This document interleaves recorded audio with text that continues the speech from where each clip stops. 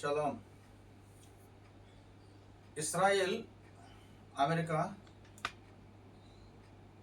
Iran దేశంతో యుద్ధం చేస్తున్నాయి. అంటే ఇది ఇప్పుడు జరిగే యుద్ధం ఇస్రాయేల్ వారికి, ఇరాన్ వారికి జరిగే యుద్ధం అన్నమాట.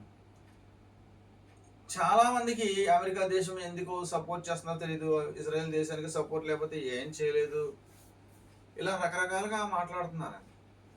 అవన్నీ మనకు తెలియాలంటే దేవుని యొక్క గ్రంథం నుంచి ఇస్రాయెల్ గురించి ఎక్కడెక్కడ మాట్లాడారు, అసలు ఏంటి ఆ జనాంగం మనకి లేఖనాల్లో చూడాలి.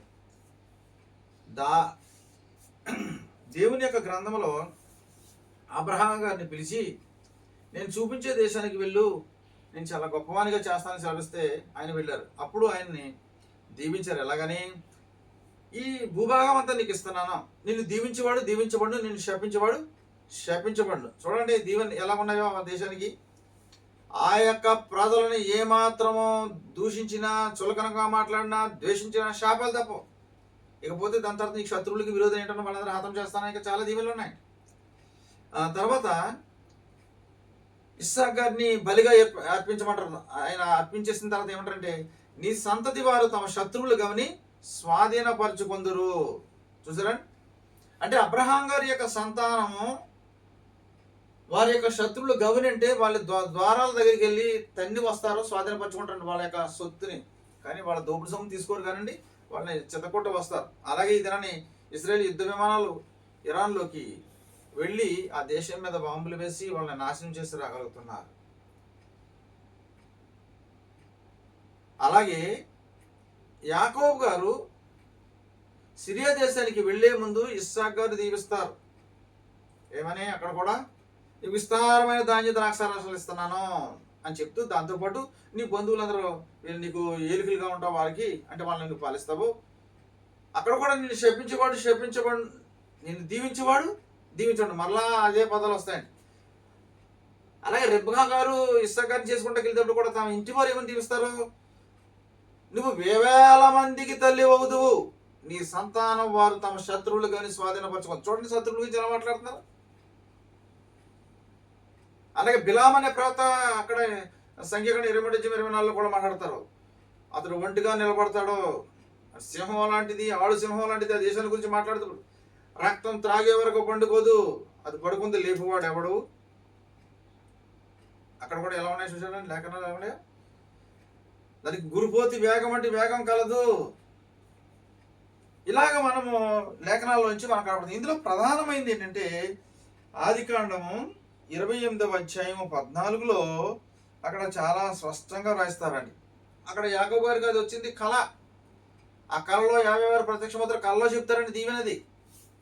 అంటే డైరెక్ట్గా ప్రత్యక్షమై చెప్పినా వస్తుంది దీవెన, కళలో చెప్పినా కూడా వస్తుంది. నీ సంతానం పడమర ఉంటారు, పడమటికి వ్యాపిస్తుంది. నీ సంతానం తూర్పుకి వ్యాపిస్తుంది. నీ సంతానం ఉత్తరానికి వ్యాపిస్తుంది. నీ సంతానం దక్షిణంగా వ్యాపిస్తుంది. అంటే 4 దిశలు కూడా వ్యాపించి ఉంటారండి. మీరు పడమర చూడండి, పడమరలో ఎవరున్నారు, అమెరికా దేశం ఉంది, కెనడా ఉంది. తూర్పున ఎవరున్నారు, ఆస్ట్రేలియా, న్యూజిలాండ్ ఉందండి. ఉత్తరాన్ని ఎవరున్నారు, ఇంగ్లాండ్ దేశం, ఐర్లాండ్ ఉంది. దక్షిణాన్ని ఎవరున్నారు, సౌత్ ఆఫ్రికాలో కొంతమంది ఉన్నారు. ఈ విధంగా నీ సంతానం బహుగా విస్తరిస్తారు. అలాగే మళ్ళీ అబ్రహాం గారికి 17వ అధ్యాయం ఆదికాండం 17 ఇస్తే ఏమంటారు, జనాలు వస్తాయి నీ గర్భం నుంచి. శారా గారి గురించి ఏం దీవిస్తారు, రాజులు వస్తారు నీ గర్భం నుంచి, నువ్వు రాజులను కంటావు. అలాగే ఇస్మాయిల్ గురించి, అతడు కూడా 12 మంది రాజులను కను. చూసారా లేఖనాలు ఎలా ఉన్నాయో. దేశాలు వస్తాయంటే దేశాలు ఎక్కడ ఉన్నాయి, ఇప్పుడు ఇజ్రాయెల్ దేశంలో ఒకే దేశం, కానీ దేశాలు వస్తాయని సెలవిస్తున్నారు. నీ సంతానం తూర్పుని వ్యాపించేద్దంటున్నారు, పడమర అంటున్నారు, ఉత్తరం అంటున్నారు, దక్షిణం అంటున్నారు. అంటే మనం ఇప్పుడు ఈ లేఖనాలన్నీ కలిపితే ఏమొస్తాయి, ద్వితీయోపదేశకాండం 33 అధ్యాయం 13-17 వచనాలు, ఆదికాండం 49 అధ్యాయం 20-20 వచనాలు మీకు అక్కడ దీవెనలు ఉంటాయి. ఆ దీవెనల గురించి అలాగే మీకు 48వ అధ్యాయంలో కూడా యోసేపు గారి యొక్క కుమారులైనటువంటి మనషే, ఎఫ్రాయిముని దీవిస్తారు. అది క్రాస్ బ్లెస్సింగ్ అంటారండి. అందుకనే ఎక్కడైనా సరే యుద్ధంలో అమెరికా, కెనడా ఉంటుంది. కానీ ఈసారి మాత్రమే ఇరాన్ యుద్ధంలో కెనడా రాలేదు. ఒకవేళ వస్త్ర సహాయం పంపుతున్న అవసర సమయంలో ఆకాశ సమయంలో మీరు వచ్చారు, ఇంకా ఎప్పటికైతే జయం వచ్చేసింది వద్దన్నారండి. అది క్రాస్ బ్లెస్సింగ్, మీరు గుర్తుపెట్టుకోండి. ప్రపంచంలో ఏ యుద్ధాలు జరిగినా అమెరికా, ఇంగ్లాండ్ 2 కలిసి ఉంటాయి. ఎందుకంటే క్రాస్ బ్లెస్సింగ్ అంటారు దాన్ని. ఇప్పుడు మనం లేఖనాల నుంచి చూద్దాం. మనష్షే గోత్రికుల్ని వేలని, ఎఫ్రాయిం గోత్రికుల్ని వేలకు వేలు అని దీవిస్తారండి ఆ ప్రజలని. అందుకే మీరు చూడండి, మనష్షే గోత్రం అంటే కేవలము అమెరికా దేశమే. అదే ఎఫ్రాయిం గోత్రం అంటే ఇంగ్లాండ్, ఐర్లాండ్, కెనడా, తర్వాత సౌత్ భాగం, తర్వాత న్యూజిలాండ్, ఆస్ట్రేలియా. చూసారండి ఎన్నున్నాయో? వేలకు వేలు ఆ ఎఫ్రాయిం. అందుకే ఇంగ్లాండ్ దేశం ఒకప్పుడు 250 సంవత్సరాల పైబడి ప్రపంచాన్ని లేదండి ఆయా చోట్ల. నీ మొదటి పుట్టిన వానికి ఘనత కలదండి. అదే మనషే గోత్రం అండి. ఇప్పుడు మనషే గోత్రాన్ని మెస్సీ గారు వచ్చే వరకు సుమారు వాళ్ళదే పై చేయి, దాన్ని కొట్టిబడి, దాని విల్లు అంటే మిలిటరీ ఫోర్స్ అండి, మిలిటరీ బలం. తర్వాత ఇంకోటి ఉంది, దాని కొమ్ములు గురిపోతు వంటి కొమ్ములు అధికారానికి, పాలనకి సాదృశ్యం, కంట్రోల్ చేయడం, శాసించడం. ఇద్దరిది విల్లుగానే రాయబడుతుంది. ఉమ్మడి బ్లెస్సింగ్ అండి అది. వారికి మీద యుద్ధానికి వస్తే రష్యా కానీ, చైనా కానీ, ఏ దేశమైనా ప్రపంచంలో పనికిరాదండి. మీరు అనుకుంటారేమో, చూడండి యుద్ధంలో చాలా సునాయాసంగా గెలుతారు. కొంతమంది చనిపోవచ్చండి అమెరికాలో, కొంతమంది ఇజ్రాయెల్ దేశంలో కొంత శాపం. ఇప్పుడు అమెరికాలో మా ప్రజల మట్టుకి ఎవరి మాట పాటిస్తున్నారు, ఇజ్రాయెల్ మట్టుకి ఎవరు పాటిస్తున్నారండి. మన దేశం నుంచి వెళ్ళినటువంటి వాళ్ళు ఇజ్రాయెల్కి వెళ్ళిన బొట్లెట్టుకుని విగ్రహం చేస్తున్నారు. వాళ్ళ ఆ దేశంలో ఉన్న కూడా విగ్రహం ఉంది. ఆ శాపం రెండో పంచలేదు హిందువులు బట్టే, అక్కడ ఉన్న విగ్రహారాధన బట్టేనండి. మీకు సీక్రెట్ ఖచ్చితంగా చెప్పండి. ఎందుకంటే ఇస్రాయేల్ ప్రజలు విగ్రహారాధన చేశారని సమూల నాశనం చేశారండి వాళ్ళని. కొద్దిమంది మిగిలారు, కొద్దిమంది ఇప్పుడున్న జనాంగం విగ్రహారాధుల ఆచారాలన్నీ పాటించారన్నది లేఖనాలు మీరు చదివితే. అన్ని చెల్లి ఆచారాలను పడిచారు. ఇవన్నీ విగ్రహాలకు ఆచారాలు అండి. ఇప్పుడైతే విగ్రహాల దేశంలో మన దేశం ఫస్ట్ ఉంది ఇండియా ప్రపంచంలో. మీరు ప్రకటన గ్రంథంలో చూస్తే విగ్రహారాధకులు వాళ్ళ మనసు మార్చుకోలేదు, వాళ్ళని భయంకరంగా శిక్షిస్తానే ఉంటుంది. చివరి దినాల్లో మెస్సీ గారు వచ్చే ముందున్న భయంకరమైన ఆ టైంలో. కనుక ఇప్పుడు ఇస్రాయేల్ దేశం అంటే కేవలం ఇస్రాయేల్ దేశం కాదు. ఇస్రాయేల్ అని అంటే దాని అర్థము అమెరికా దేశం, కెనడా దేశం, ఇంగ్లాండ్ దేశం, ఐర్లాండ్ దేశం, సౌత్ భాగము సౌత్ ఆఫ్రికాలో, తర్వాత ఆస్ట్రేలియా, న్యూజిలాండ్. ఇవన్నీ ఇస్రాయేల్ దేశం అంటేని. ఒకవేళ మీరు అలా కాదనుకున్నారు అనుకోండి, ఎక్కడో చెప్పండి అవి. ఇప్పుడు ఎవరిది మిలిటరీ పవర్ బలమైంది? అవి రష్యన్ సూపర్ పవర్ అంటారండి. సూపర్ పవర్ ఎలాగంటారు నాకు అర్థం కాదు. ప్రపంచ మేధావులు ఇదని ఎవరో ఒకళ్ళిద్దరు మాత్రమే మాట్లాడుతుంది, దాన్ని సూపర్ పవర్ ఎలాగంటారు? ఏదైనా ఎగ్జాంపుల్ కనపడాలి కదా, ఒక ఎగ్జాంపుల్ ఇవ్వండి. దేవుని యొక్క దీవెనలు ఎవరి మీద ఉన్నాయండి? దేవుని బలం ఉంది, ఎవడో జయం పొందడండి. దేవుడు అంటే సృష్టికర్త అయినా, 50 వారి సృష్టికర్త. యెహోవాని గ్రంథంలో రాయించడం తప్పు తెచ్చమా? మీకు ఇప్పుడు డైరెక్ట్ చూస్తే 50 ఉంటుంది. ఆయన రోషం గల దేవుడు అయినా 2130 రాబోతున్నారు. ఆయన వచ్చే ముందు భయంకరమైన శ్రమలు ఉంటాయి. రోమా సామ్రాజ్యం పరిపాలిస్తుంది 2132 నుండి 2136 వరకు. అది రోమా సామ్రాజ్య పాలన 3.5 సంవత్సరాల కాలం. దానికి ముందు ఏలియా మోషే ఆత్మతో బోధిస్తారు. వాళ్ళది 1200 దినాల్లో, అంటే 43 నెలలు, లేదా 42 నెలలు, లేదా 3.5 సంవత్సరాలు. ఇది దేవుని గ్రంథంలో వ్రాయించినటువంటి టైం. లేఖనాలు ఉన్నాయి, ప్రవచనాలు ఉన్నాయి. కనుక ఇస్రాయేల్ అంటే కేవలము ఇస్రాయేల్ దేశం కాదు.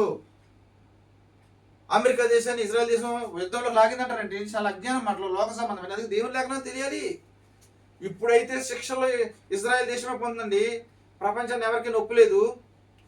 ఇస్రాయేల్లే చనిపోతున్నారు, ఇస్రాయేల్ స్త్రీలే రేపు చేయబడుతున్నారు, ఇస్రాయేల్లే ఎంతోమంది వేదన, కడుపు బాధ ఉంది, బిడ్డలు చనిపోయారని, భర్తలు చనిపోయారని. ఎవరికైనా ఉన్నదా?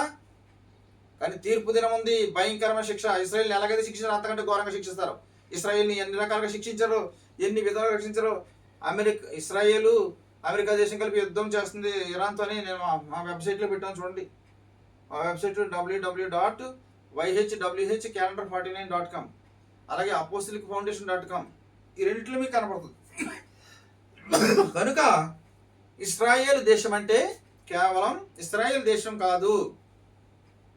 అమెరికా ఉందని గుర్తు చేసుకోండి, ప్రధానమైన దేశం. ఇంగ్లాండ్ ఉందని గుర్తు చేసుకోండి, ఆస్ట్రేలియా ఉందని గుర్తు చేసుకోండి, న్యూజిలాండ్ ఉందని గుర్తు చేసుకోండి, సౌత్ ఆఫ్రికాలో కొంత జనాంగం ఉన్నారని గుర్తు చేసుకోండి, ఐర్లాండ్ని గుర్తు చేసుకోండి.